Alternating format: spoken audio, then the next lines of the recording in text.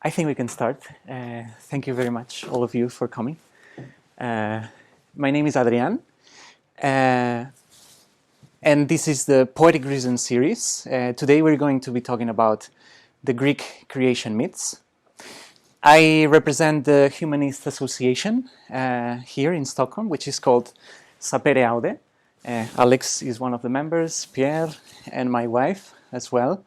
And basically in our Humanist Association, we try to outreach the general population on all different topics, ranging from science to literature, to art, philosophy, yes. And this Poetic Reason series is a series of lectures based on this book right here. That is my book. Yes, and the Poetic Reason is a book that I wrote a couple of years ago, and it's an investigation into the divine, so the idea of God, but from the lenses of science, philosophy, art, and history. Yeah, I'm a theoretical physicist. I studied theoretical physics in university, so I find these topics extremely interesting. And as I said, this is a series of lectures, yes, and in the previous installment of this series, we basically introduced the most fundamental questions of humanity, yes? Like, for example, obviously, where do we come from, yes? What is our place in the cosmos? Why are we the way we are? Or how do we interact with these mysterious forces that run the cosmos? And what we tried, the conclusion of the previous lecture basically, was that we have to think about how humanity tried to answer to these questions at first by putting ourselves inside the mind of a child that is curious about the world and is trying to answer, well, why does the sun rise and set every day, you know? And from these stories, we will see with time that we acquire the most complex religions. Yeah. So for now, we are only going to focus on the mythologies, specifically the Greek creation. Later, we will have also a lecture on the Norse creation, and also the Babylonian creation. One second, sorry. The Babylonian creation, in order to understand how the Bible's Genesis came about. And we will see that there will be many ideas, of which some of them we will talk about today, that are common to all of these stories of creation and that percolate into the story of the Genesis. Yeah.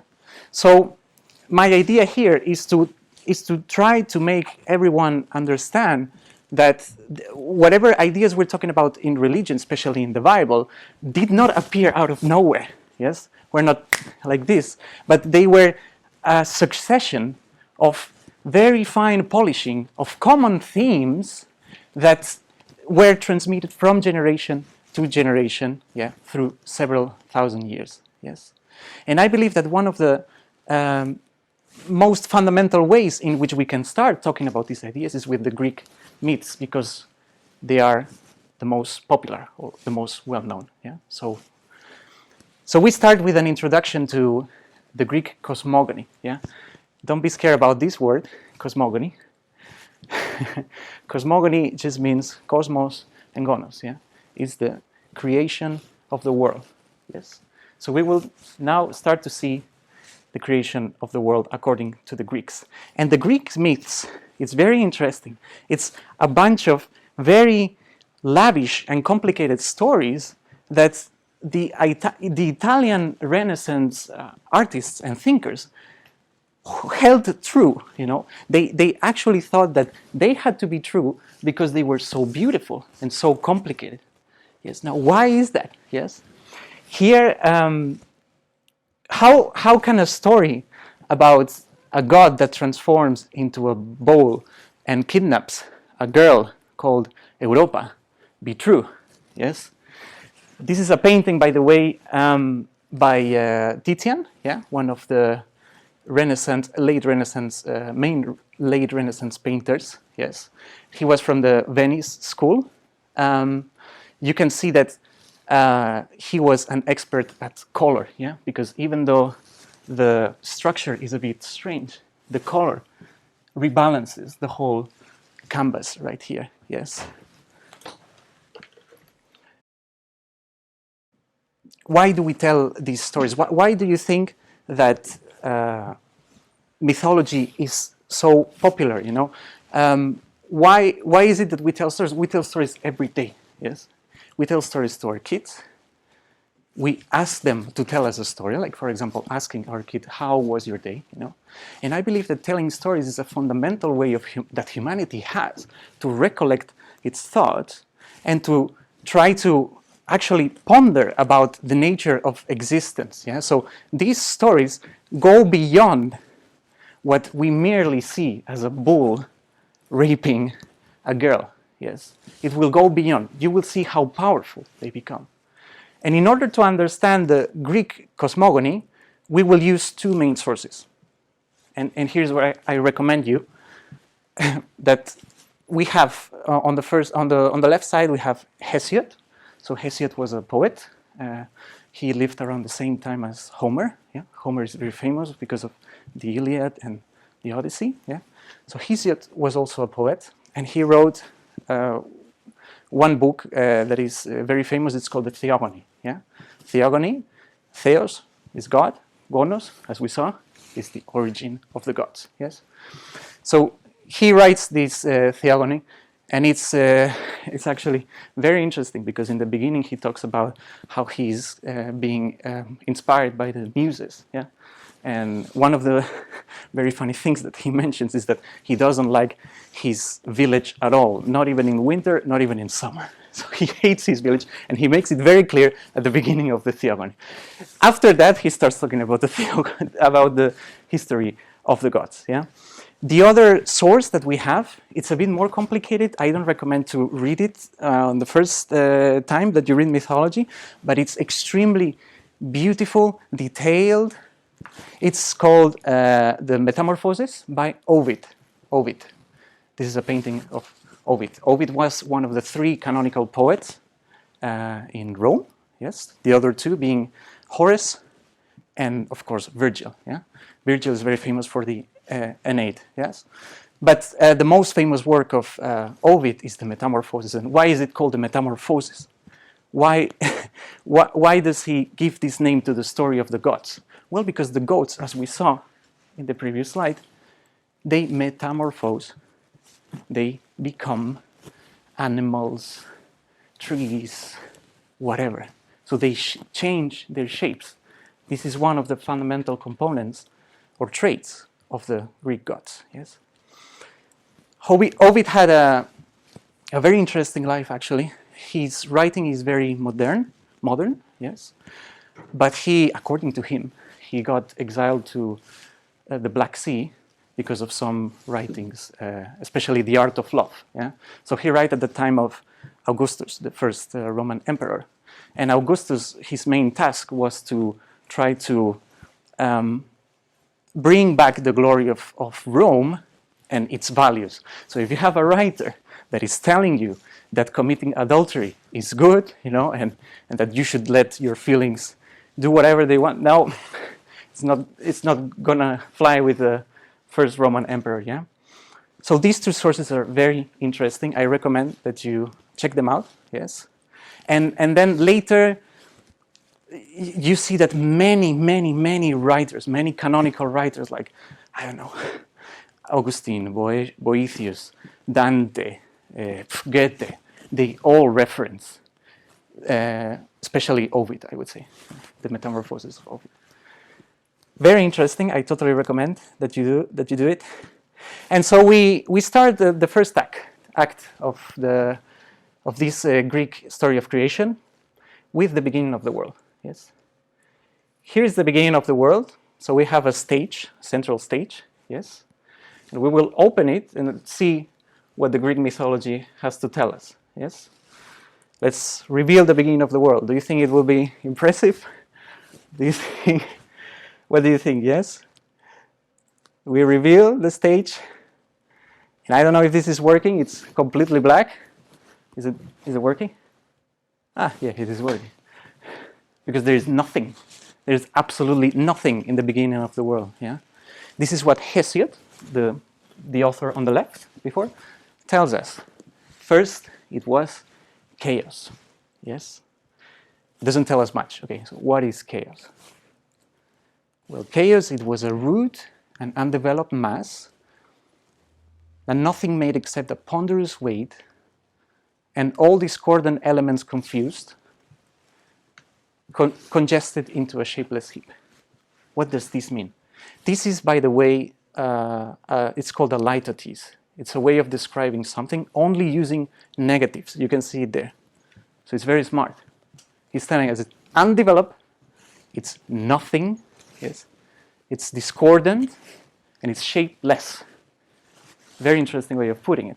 So what is it? Chaos, it's the absence of anything. Yeah, it's as Ovid tells us here, is nothing. It's something that has no shape. So what can you think of that doesn't have any shape? That you cannot manage it. It maybe, for example, water. Yes, water. It doesn't have any shape by itself. Yes, but then you put it into a container, and it acquires the shape of that container. Think about it. Think about it like that. Yeah, and I want you to think especially about water because in the next cosmogonies that we will study, water plays a very essential role. But for now, I want you to understand that this is nothing, but from nothing can come something. So we have from chaos were born Erebos and Nyx, night. Erebos, masculine, Nyx is feminine, of course. Then we have, from this match, yeah, we have actually light. We have ether and emera, yes. This is very interesting for me because, as I said, I think it plays a vital role that the first two beings emerging out of chaos is a masculine and a feminine being that are bound by love, as we say there. Now, when we think about chaos, when we think about darkness, we are scared of darkness. I mean, every kid is scared of going to sleep without the light, yeah, to turn on. So we can imagine that everything that darkness or night will beget will be something that we are scared of. Like, for example, demons, yes. Makes total sense. And here we have Goya, one of his drawings, beautiful drawing. It's called El sueño de la razón produce monstruos. The sleep of reason produces monsters. Yeah. What a beautiful way to put it, yes? Because when lights go out, we start imagining things that we don't like, yes?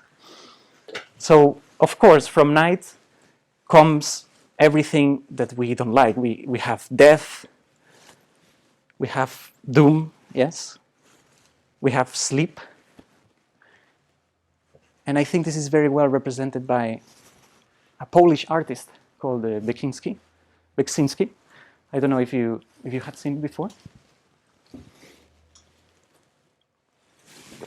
His drawings, his paintings, they feel like nightmares, like real nightmares. So I totally recommend that you check out Beksinski. Yes. So this is the kind of imaginarium, yeah, that the Greeks told us that would emerge from night. And I think it makes total sense. Yes. Not only these monsters come out of night, but also the Moirai, the Parca, the fates, yeah, you call them in English, the fates, yes, which spun your fate, yes, in their spindle, yeah. Why do you think that they represent life with a thread? I want to hear your opinions. Pierre, what do you think? Why is it a thread? It's very metaphoric for the line of life. It's yes. something like can expand. It can expand, and once it's in your fingers, which will be the present, it will be either in the past or in the future if you continue to pull it. Yes. age. Not only that, I would say, but thread, yeah, a line of thread is one-dimensional. We live in a space that has 3 dimensions, plus 1, which is time, and we can only move forward in time, yes? So I think it's a good way to understand that just as I can go forwards and backwards, yes, I cannot do this with time. I cannot decide, okay, I will go 5 minutes back. No, there is no way. It's a line, yes? And we're only moving in one direction. But not only that, I also gave it a lot of thought. I gave this metaphor a lot of thought. And also when you spin the thread in your spindle, yeah, it feels like you cannot escape either. So a thread surrounding you, you cannot escape destiny. Yes, this is the kind of metaphor that I believe these stories convey. Yes. So you see that the story of the bull raping the girl, I mean, yeah, it's starting to become interesting. There is a lot of symbology inside of this. Yes. So, as I said before, we only have darkness and light, but no concrete stuff yet, yes? We need some stuff because we observe stuff. I can touch this table, not only see it, yes? But here comes broad bosom Gaia and dark dim Tartarus, yes? Gaia is the goddess of the earth, yes? And I want to ask again, why do you think it has to be a woman? Yes, the symbology is very clear. The goddess of the earth is a woman because everything that comes from the earth is like the earth is giving birth to life.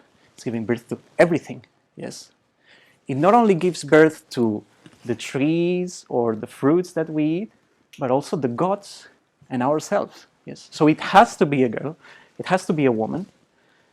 And this symbology is so powerful that you can find it in many other mythologies that are completely disconnected from the European mythologies. Like, for example, I have some names here. The Aztecs, they believed also in the goddess of the earth, which was called Tonatzin. Yeah? The Chinese, Hotu, and the Hindus, Bhuma Devi. La Pachamama for Mapuche's people who live in Chile and Argentina also. So it makes total sense that that the goddess of the earth is a woman. Yes. And we are now starting to build the foundation of reality, yeah, and its structure. We are also told that there is this place called Tartarus. Yes. So what is Tartarus? Well, one of the topics that we talked about in the previous lecture as well is that in order to find meaning in ourselves, we need to relate ourselves to something, yes? Like we need to belong to something. Yeah? So one of the ways that these mythologies have of relating this idea and giving us an answer to say, well, we're not just floating in the middle of space, is the idea of the middle world, yes? The middle world. We live in the middle world. We live in a flat world, of course, because we are covered by a crystal dome, yeah? And all directions look the same, so it's a crystal dome and a flat world, yes?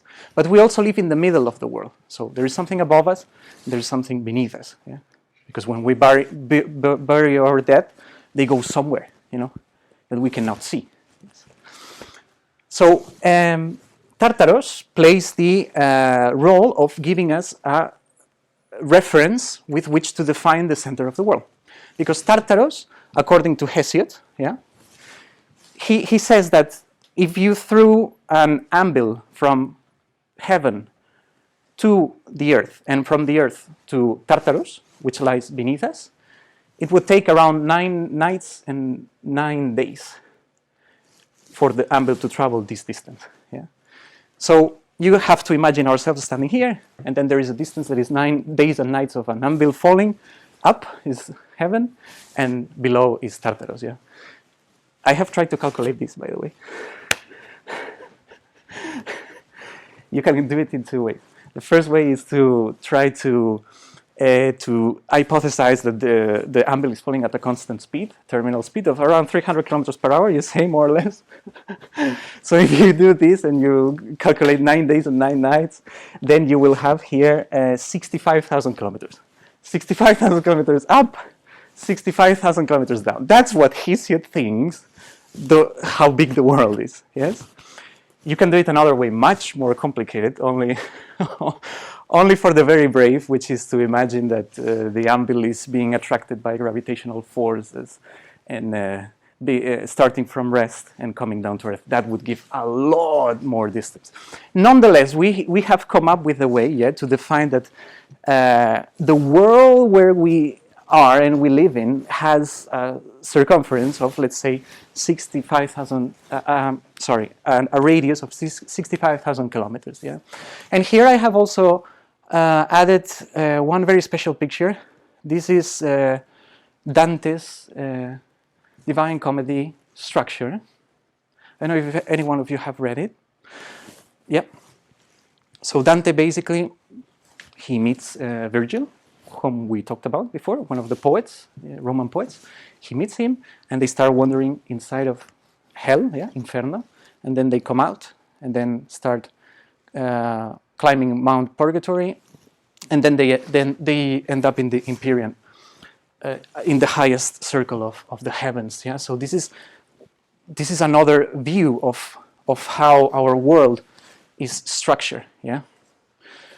By the way, here you can also say that there is a black hole, actually, according to Dante, because he goes through hell and then appears instantaneously in Mount Purgatory. So it's almost like a wormhole or Einstein-Rosen bridge, actually. So interesting ways of putting our sense of how the world is structured. Yeah. So we have, again, we come back to the Greek story, and we see that we have Gaia. From Gaia also, from chaos also we have Tartarus, yeah?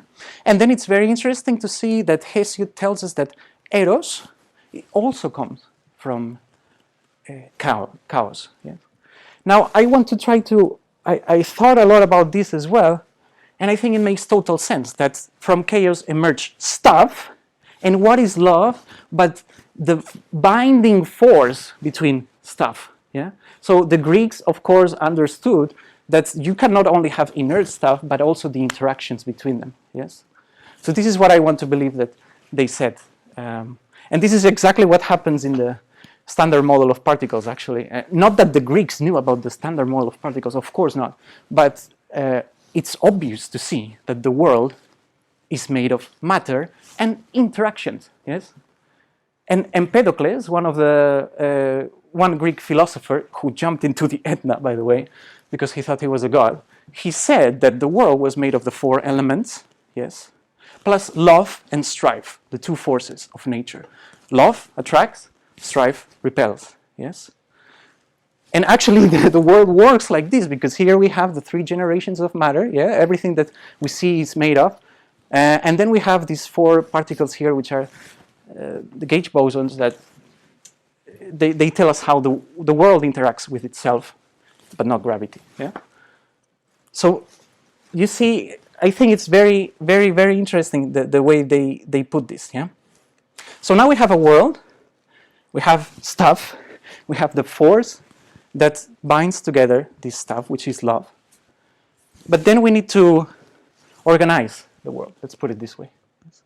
So this is how I have called the second act of this lecture. It's called Generational Struggles. And we will look at how these forces now, these elements, start interacting with each other. Now, as I said, it's very obvious to us, it's very obvious to everyone living 20,000 years ago that we live under a sky dome. So where does it come from? Yeah.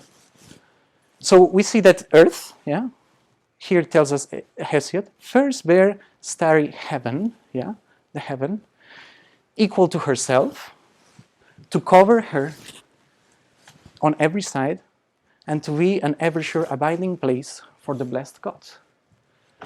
So now we have, the cover, that protects us from everything that is outside of the world that we see, if there is anything at all.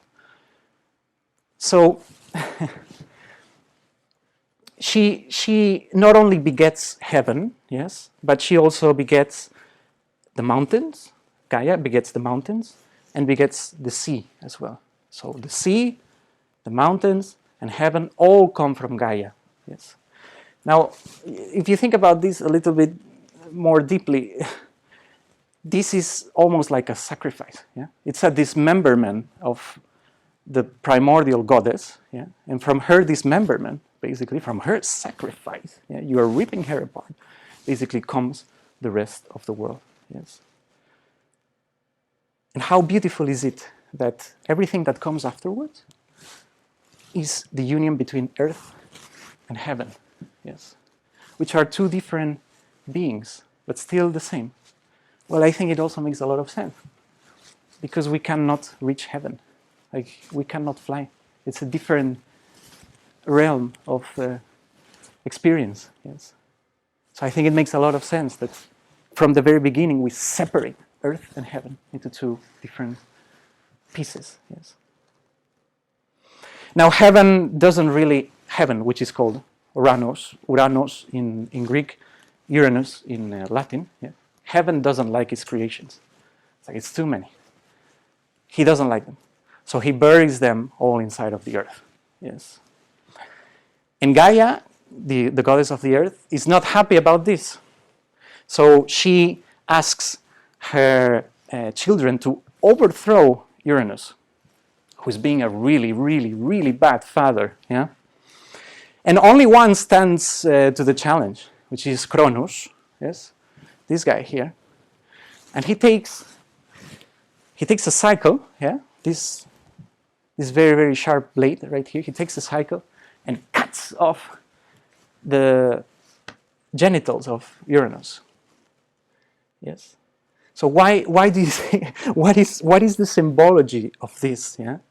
Well, basically, because he's a very, very bad father, and this guy is a very, very bad father. What Gaia wants is that he does not procreate anymore. Yeah? So he cuts the descendants of Uranus straight away. Yes. Stop procreating. Yeah. And then from the blood of the sky come other beasts, like, for example, the Furies, which are terrible creatures that will hunt you if you commit a very, very, very heinous crime, like killing your family, just like Hercules or Heracles did. Yeah? He was hunted by the Furies. So they come from here. Yeah? So another being that comes from the genitals of Uranus, we will see it later. It has nothing to do with violence, you will see. Another thing that I wanted to say was that you see all of this violence going on, yeah, in the beginning of the Greek creation, and I think that the violence makes sense as well, because when you're creating something, for example, a work of art with, let's say, mud, yeah, ceramic, yeah, the first thing that you do is you take a big blob, right? And then you start giving it some shape, yeah? But in the beginning, basically, you're ripping it in half, you're adding, you're subtracting until you have the shape that you want, and then you start polishing, right? You follow me? So this makes a lot of sense. In the beginning, violence is disorder, it's chaos, yeah? And this cosmos, the order, is trying slowly to creep in, to put everything in place. Yes. So in the beginning, it's very chaotic. It's very violent. Like when you move to a new place, you don't know where you're going to be living. Where are you going to? You know, if you need to take the bus or the metro to work, and then you don't know anyone there, you feel desperate. You feel alone. It's the same thing. Yes. Chaos. You can think about chaos as the mythological chaos that we're seeing here, or you can think about it just like depression, just like I don't belong here, you know. So in the beginning, it feels like chaos. It feels chaotic. It feels ridiculous in the beginning. So this is what we're seeing here, like beings killing each other, and it's not good. It's not good. Yeah. And then what happens is we saw that Cronus cut the genitals of Uranus. Yeah. And then what he does is he says, well, this was the luck of my father. My father had very bad luck, you know. I will not allow that it happens the same to me. Yeah. So he says, well, I'm gonna take precautions. Yeah. And by precautions, he means eating his children. So here we have Kronos, Saturn, yeah, in one of Goya's black pictures, yes. And he's literally eating his children, yes. Because he thinks, well, it's not going to happen the same to me, so I'm going to eat them. That's it, yeah. So that is chaos trying to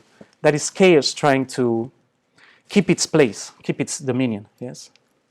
But then one of the children of Kronos, yes, manages to escape, yeah. They smuggle him into Crete, and then he's raised here together with the goat Amathea, yeah, drinking milk. And this kid right here, this chubby kid here, is not, it's Zeus, yes. So he's destined to do something great, yeah. Now, Zeus that you see here as a child, I think the theme of being born in trouble, yes, and surviving miraculously because of the help of others and then rising to power. This is a constant theme of several mythologies, and not only mythologies. Also we have the Christ, yes? Christ, he's born, and they pursue him now in Bethlehem, and he has to hide in a stable, and then he's being teased by the devil for 40 days and 40 nights. This whole story of the hero, yeah? The hero is a very common theme in all mythologies, religions, and even fairy tales. Yeah? And there is a fantastic book that I recommend to you. It's called The Hero of a Thousand Faces, that talks about all of this. Yeah? So Zeus is destined to be a hero, and basically what he says is like, okay, I need to save my brothers and sisters, my siblings, yes, who are inside of the belly of Kronos, yeah, and so they're going to try to overthrow the Titans, yeah, which is the generation of Kronos. And here we see the fight of the gods against the Titans, yes. Now this is the real fight of cosmos, the order that we see in the world, against the primordial chaos. So imagine this figure that we were building, yeah, with mud and clay. Now we're starting to actually make it a final version of it, you know. So we need to really, really put ourselves to it, yes. So order, order, and order. This is what we want. I'm talking about cosmos all the time, you know, and we put order into the world, but we also put order into our faces. What's another word for makeup, for example? What's another word, term for makeup for your face? Cosmetics. Cosmetics, yeah? So what are cosmetics? We're just putting order in our face. Yeah? Just the same way as Zeus and the other gods are fighting primordial chaos. Yeah? So this topic is recurring. Yeah? Now in the end, after I think it's 10 years, after 10 years, Zeus and the gods win, finally, against the primordial forces of chaos. And he imprisons Kronos, his father, in Tartarus, so beneath us, so he cannot escape. And this has another, this has another connotation, which is that the world essentially is created again. Yeah? The world is created again because chaos is no longer there. It's encapsulated. It's encapsulated. And what does this act mean for Zeus? He is legitimized and then to become the king of the gods. Because it was me who did it, not you. I did a great feat, I showed a great feat of strength, and this legitimizes me to become your king. Yes. This is another topic that we will see recurring in several other mythologies. Yeah. This is how power works. Yeah. Normally, the one who gets into power in our society, not the gods, our society, is he or she who has done something extraordinary. Yes.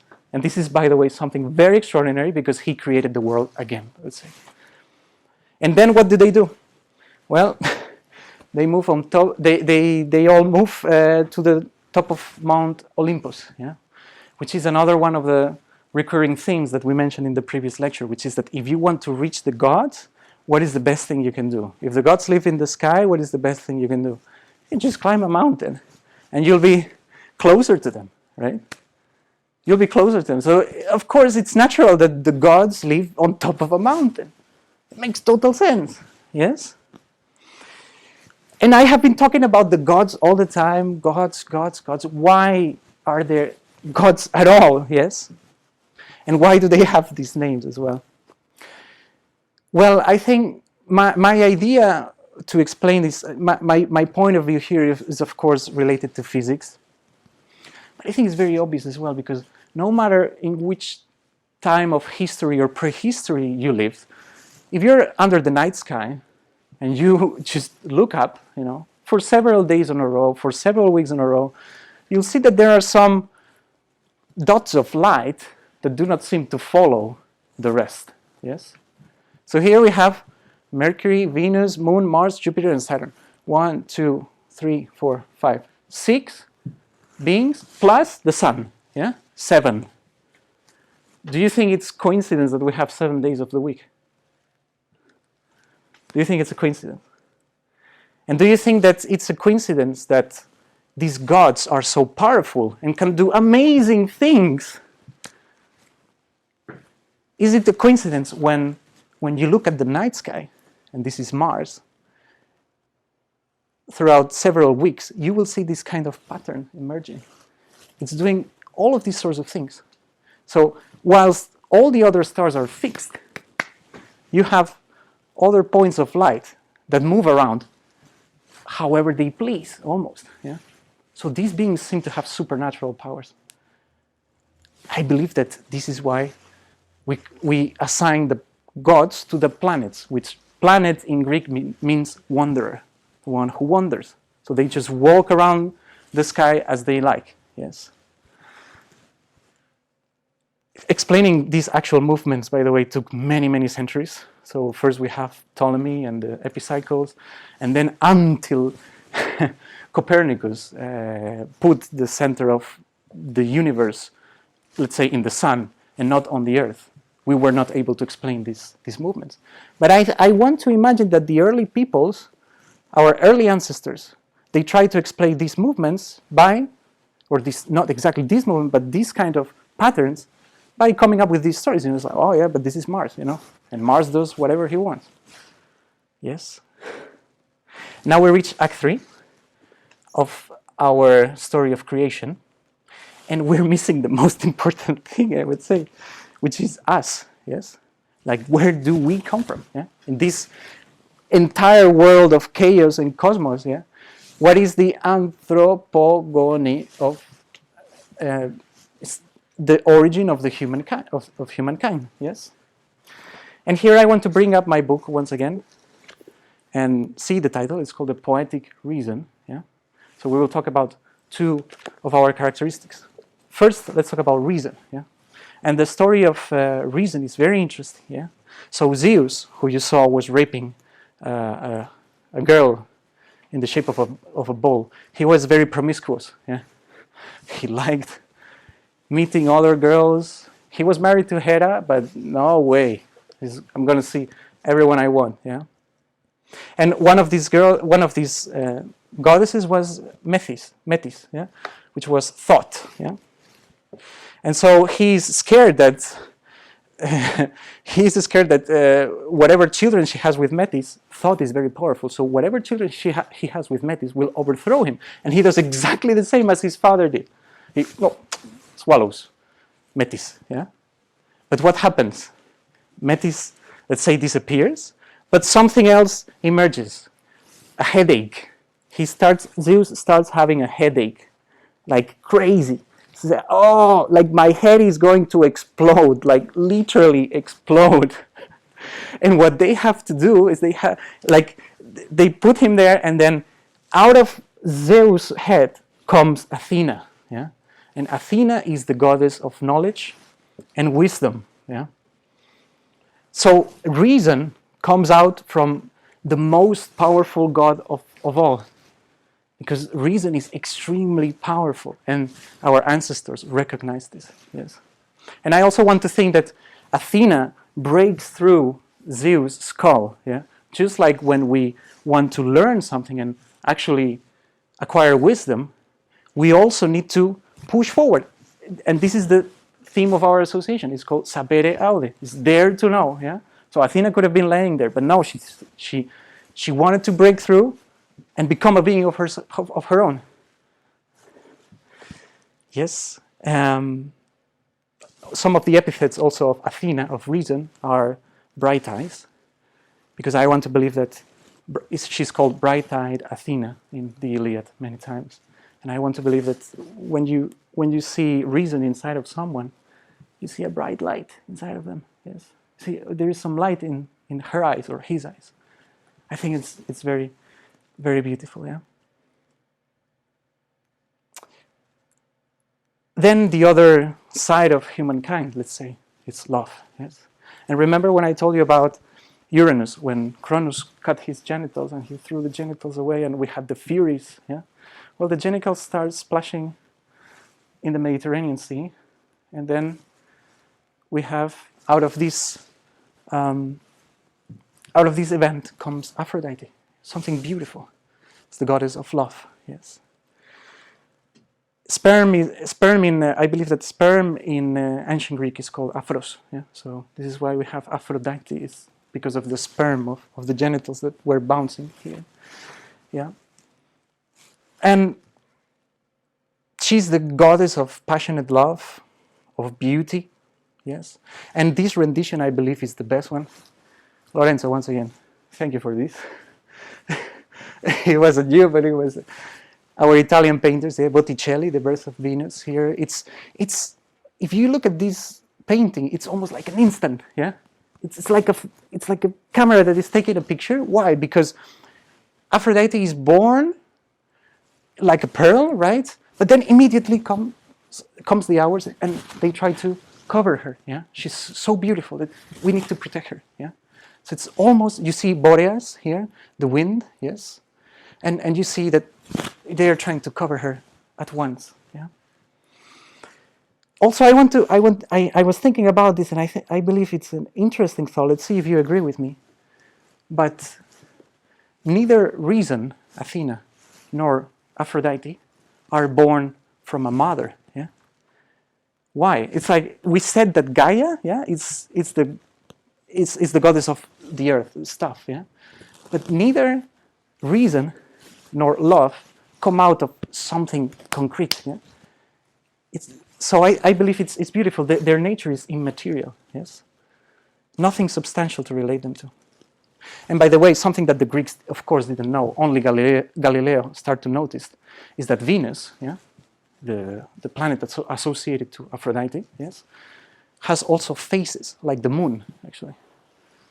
This is a feature of only internal planets, so Mercury and Venus. So when you look at Venus different times of the year, you will actually see that it has phases, just like the moon. So I want to also bring forth the idea that love and passion can have different sides sometimes. Yeah? It's not always beautiful. Yeah? Just like the phases of the moon can have its dark side, can have its bright side. Yes.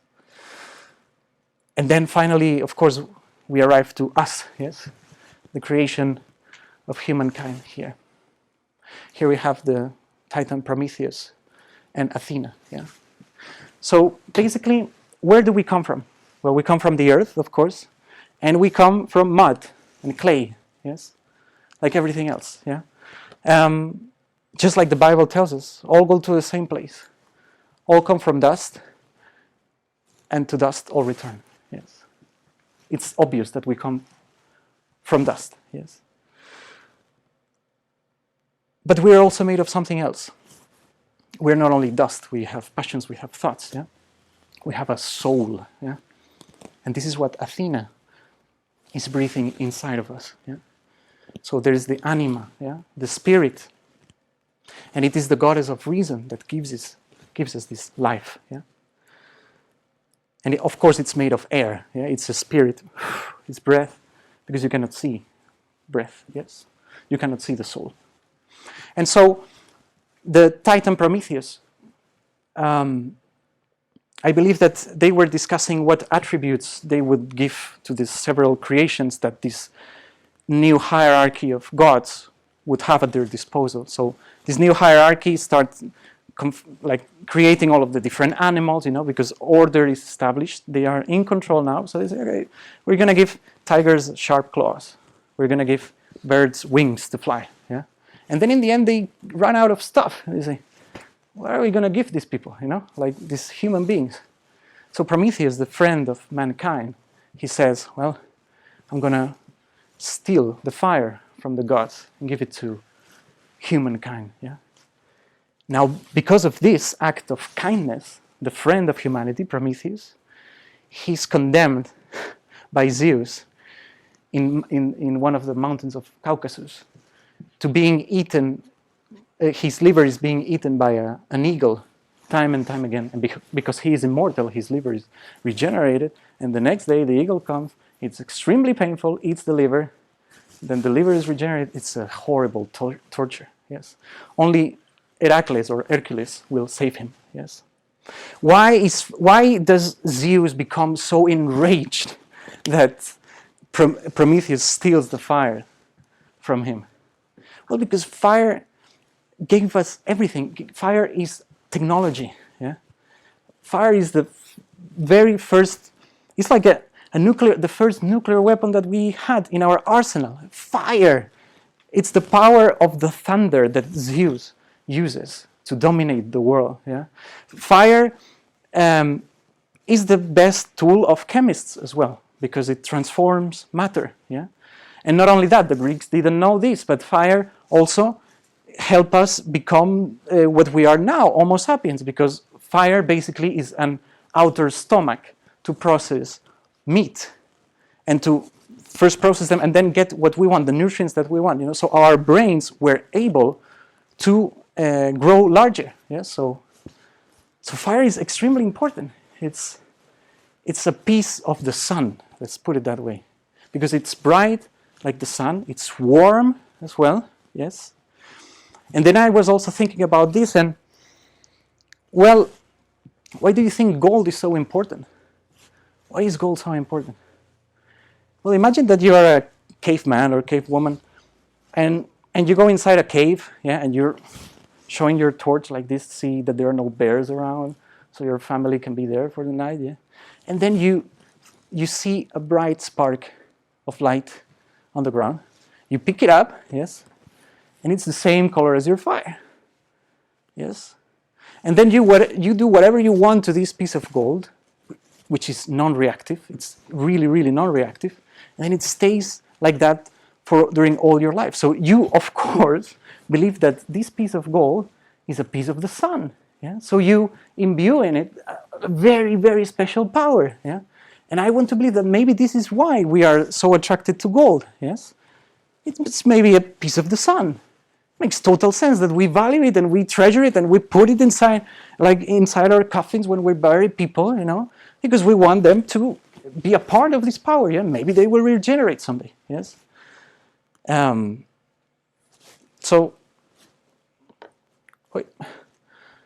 So this is related to fire and gold, yeah, and then we became ourselves, yeah. Well, there are several myths also that speak about the 3 or 4 generations of mankind, but I believe these were the main topics that we had to discuss today related to the Greek cosmogony. Yeah. To recap, the first act we saw the physical creation of the world. Yeah, it's a violent, a cataclysmic event. Yes.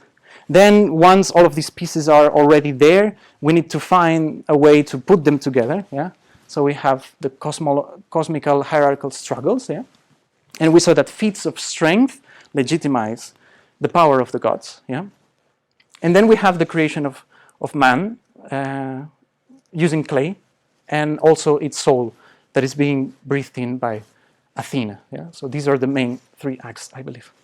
And we return once again to the bull and Europa. And I want to ask these questions again. Why why do we tell these stories, you know? They seem ridiculous. Well, they are not.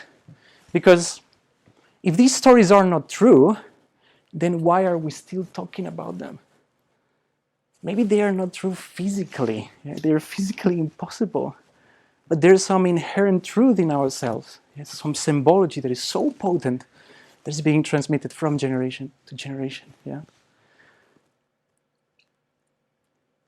The next time we meet, you're all invited, we will talk about the next cosmogony, which is the Nordic cosmogony, and we will try to investigate other themes as well. Yeah? So now we have seen, as I said, the generational struggles, you know, the world created out of chaos, and then humankind coming for play. What did the Nordic peoples think about the creation of the world? And I think this is very interesting to discuss because we will see that it highly depends on the landscape that we have here and the latitude actually where we live in. So surely cold and forests will have a lot to do about this. Yeah. Well, with this, I thank you very much for today, and let's discuss, let's open for questions as you want. Yes. Thank you.